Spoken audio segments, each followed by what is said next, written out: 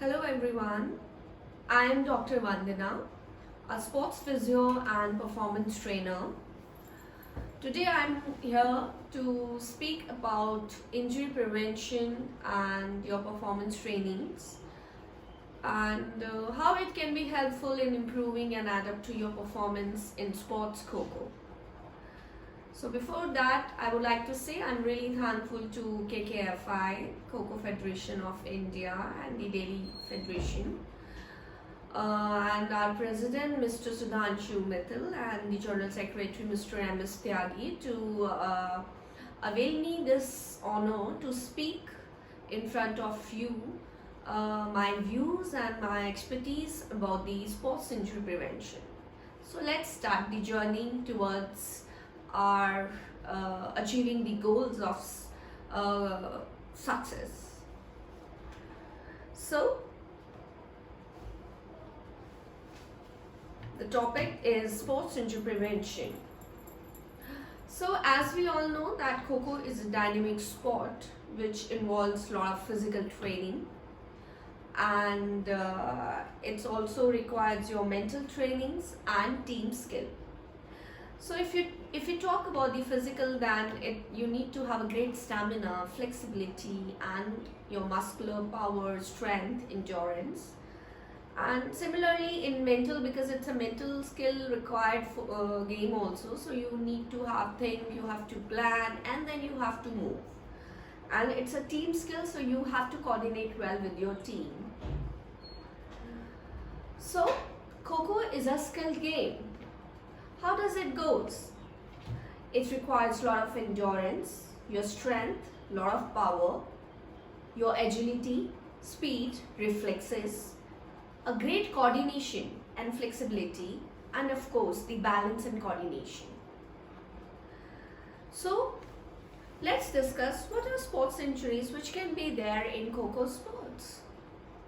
Though Kho sports is dynamic sports, it requires a lot of movements, lot of agility, stamina, and if we talk about the sports injury is nothing but it refers to the injuries that almost commonly occur during the sports or exercise, which can be overuse or it can be due to overtrainings or it can be traumatic, your poor training practices, lack of equipment, your lack of conditioning, and of course the insufficient warm-up and stretching. So what are the risk factors for the overuse injuries here? It can be due to intrinsic, it can be due to extrinsic and sports imposed deficiencies. So what are intrinsic abnormalities? It can be due to the malalignment of the body parts, instability of joints, imbalance of muscle strength, weakness of muscles, flexibility and the rapid growth. And other examples if you will take, like you can take the foot. If the foot has a high arch, then of course your biomechanics will be altered and there are factors which increases the injury risk. Flat foot. If we have a flat feet, then obviously it absorbs most of the gravity and again it increases the factors for the injury. IT band inflexibility, which is called as ITB syndrome. Genu valgus, which is related to your knee injury. Rotator cuff injury, which is related to your shoulder injury. So if we talk about the extrinsic abnormalities, then there can be some training errors, your equipment's technical or technique errors, or maybe the environmental factors. So the commonly seen injuries in Kho, they can be muscular strains, which can be due to some overtraining, weakness in the muscle stiffness or tightness. So here I have tried to show you the viscous injury cycle, that how does it happen. So when your muscles are loaded, what happens? It gives the strain to your muscle.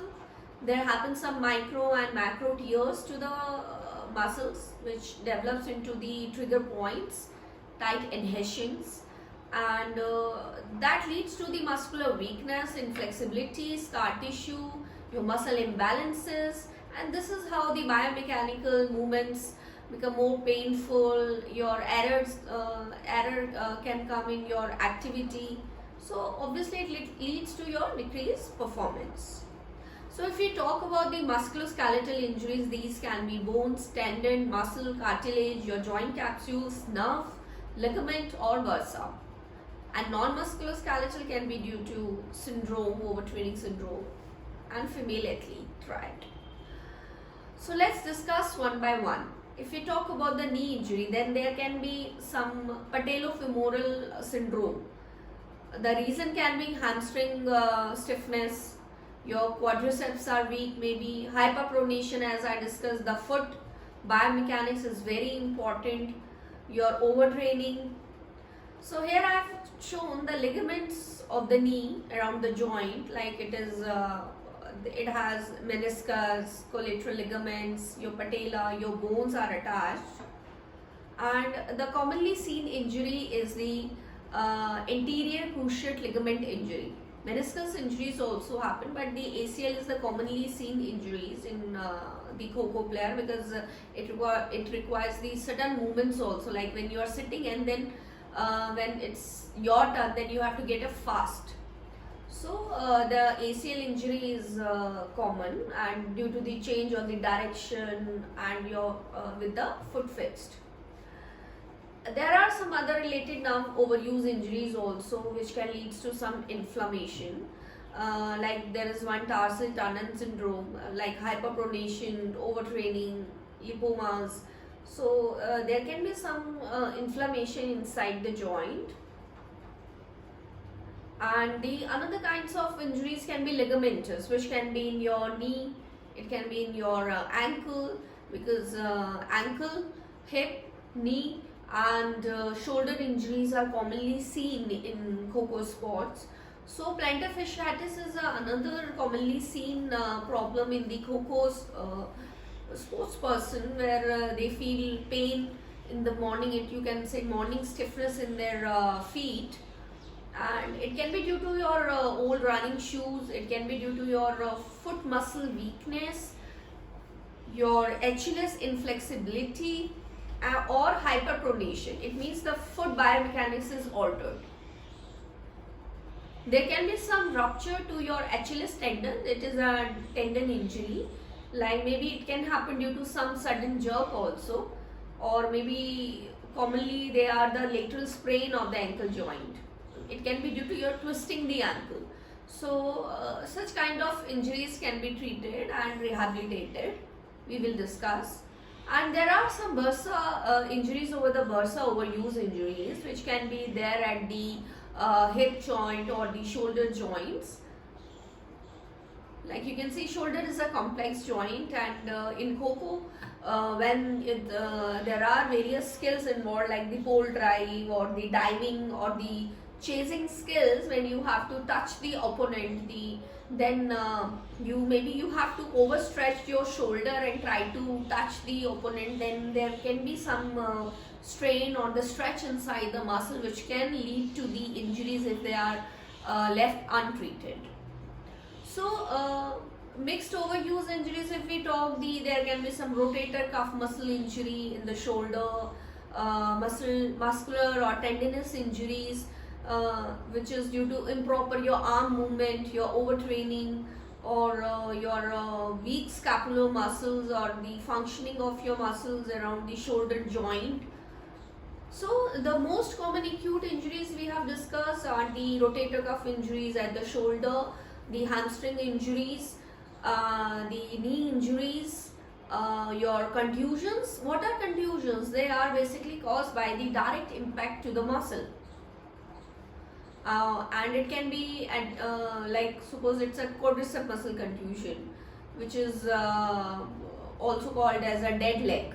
So it can occur in any muscle, and we have to treat this contusion with the method of cryotherapy. We will discuss the methods of how we can treat our acute injuries.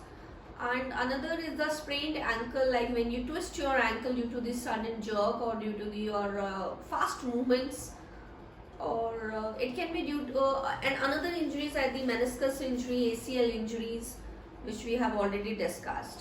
The another injuries which can be seen in the players are the back strain, like when they due to prolonged squatting, or due to maybe there are some training methods where they get a lot of suppose they are doing some core strengthening, then maybe there can be some stiffness or microtraumatic injuries over the back strain, where various muscles are involved, and we need to strengthen our muscles well so that we should prevent these injuries. So how if we have some injuries, then what is the first method is the Pricing. Like you will protect, you will take rest, you will apply some ice, compression, elevation, medication, and of course you will consult your physio, where the modalities can be used to control your inflammation. So this is how we have discussed that what are the injuries which we have seen till now. So injury prevention is very important if you really want to have success in your game. So what are the methods by which you can improve your sports? The first and very crucial method is warm up and stretching. So it really affects your performance. So we have to do warm up before our training, before our competition, and after your game workout, we have to do the again stretchings, the static stretchings, and the cool down. So we have to discuss. So well designed warm up always maximize your performance in two ways. How? It improves the physiological response to the exercises, and it also adds up to your psychological focus. So how will you do warm up? We all know how to do warm up. It's a sport specific warm up we all have been doing. But what are the key components that we always have to look for? Three things, like which is the tissue density, your tissue flexibility, your length, and the neuromuscular readiness. The next is stretching. What you do, the dynamic, the ballistic stretching, or the static stretching. And the next is recovery, how you cool down your body. So why we have discussed about tissue density, tissue length, and flexibility and mobility at the beginning of training, because it reinforces the fact that movement quality and injury prevention are essential to achieve athletic and wellness goals. So if we do various kinds of warm-up, dynamic stretches, and neuromuscular activation drills, so you can take the advantage so that you reduce and minimize the injury risk. And it also doing the right warm-up and stretching always activate the proprioceptors and deep stabilizer, enhances your movements quality, it improves your performance through the creation of more efficient and powerful movements. So what kind of activities we can include in dynamic stretching? It can be moving, simple jogging for the more blood flow to your muscles, your butt kickers, forward lunges, twisting, alternate reverse lunges, jumping jacks, high knees, push-ups, variation, etc. I have shown some very basic stretching exercises I have shown, which we should not avoid. We have to stretch our muscles before we start our training or any competition. So the main three key places are the warm-up, the main activity, and the cool-down. So warm-up is done before the main activity, and cool down is performed main at the end of the activity. So we have discussed the warm up. Now the cool down. When you finish your activity, how you will cool down? So at that, after the training, your heartbeat is raised. So how will you slow down? You will just do some walking, normal walking. You will do slower movement so that your pulse will come at the lowest side. You will do some little aerobic activity. So why we do all this? So that our heart rate becomes back to normal. Stretching. Stretching is another part, like the static stretching. Like as I told you, dynamic stretching is very important. The piano stretching is very crucial. The drills very important before you start your trainings. But the static stretching also very crucial when you finish your training or any competition. So what cool down helps us? How it helps us? It reduces the soreness, stiffness. It helps in stop blood pooling. It removes the lactic acid and prepares your body for the next training session the next day. So again, I have shown some stretching, like the sports person, what all flexibility, static stretches about your hamstring, your shoulders, your neck, your back, with your glutes. So this is what all kind of stretching we can do. So Kho-Kho is a dynamic sports which involves defensive skill, pole drive, chasing skill. You have to take a dive, turning up the pose, which includes the quick movements of your foot. So we really need to be fit enough to have to have these skill-based game at the performance, the peak performance. We need to have some fitness and very good fitness level, and the components are the anaerobic trainings. Your muscle strength matters, your speed, your agility, your endurance, your flexibility, balance, coordination, and of course your body composition, which includes your fats, proteins, carbs, and to enhance the improvement, we really need to do some exercises, some stretches in a right way. Some drills are there, PNF drills are there to add up to your performance. It should not like that you're doing the exercises in a wrong way and increasing the risk for the injuries. So these are common movements like lunges, squats, hamstring stretches, your quadricep stretches, your half kneeling hip flexor stretch, shoulder capsule stretch, your chest stretches. So here I have shown some pics of doing the squats. Like some of the, you can see the athletes are not able to squat properly. So it's a wrong posture also they are doing. But so I have shown the right way of doing the squats, that your knee and the torso are on the outer and your hip is aligned, your spine is straight, and this is how you have to do the squats. So this is the video which I have shared here, that how you have to keep your spine straight and coming down, doing the movements. So this is the squat. Next is the lunges. There are kind of lunges like forward, reverse, or the star lunges. So how you do it? This is the lunges which is doing with the weights. So lunges is another method to improve your performance, your leg strength, power. Because Kho-Kho is a explosive game. It is a star lunge, is another in various directions where you have to balance your body. So it is a kind of PNF drill. What is PNF? It is a proprioceptive nerve facilitation.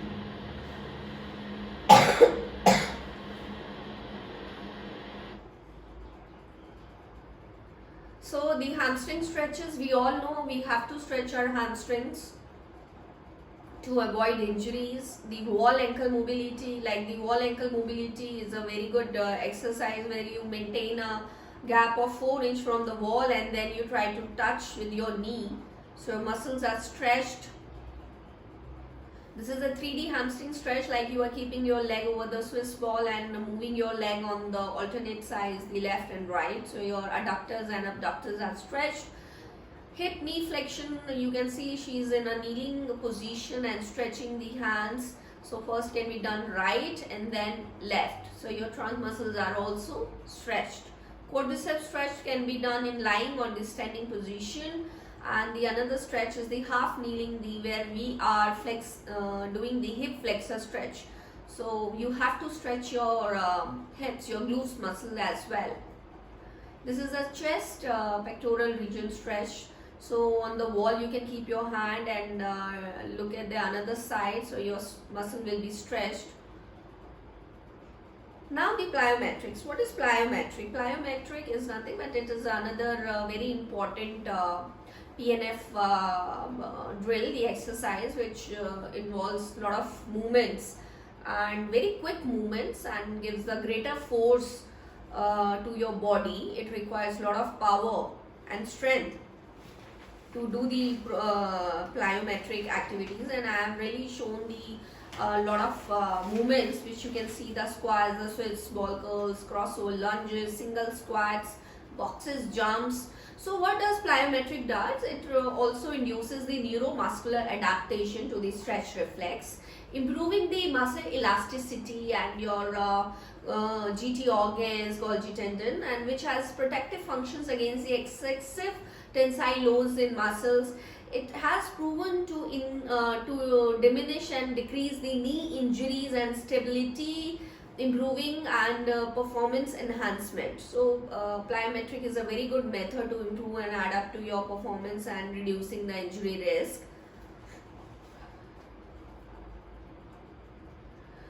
Reaction time. What is reaction time? Reflexes. Here I am talking about the reflexes. When your opponent say "Go" to you, you have to move really fast to run, and you have to respond very fast. So it is a quick response. It's a quick reaction. So we are talking about the reflex, which is the measurement of how long it takes for the brain and nerves to react to the stimulus. So we need to do some reflex trainings also. There are some methods of doing the reflex trainings, which we can discuss.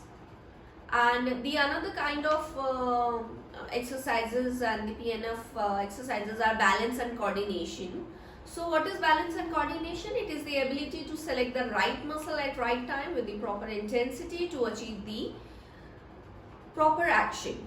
So the ability to execute your motor response, so deep sensation, your vision, your vestibular and cerebellum reactions, motor system, flexibility and range of motion.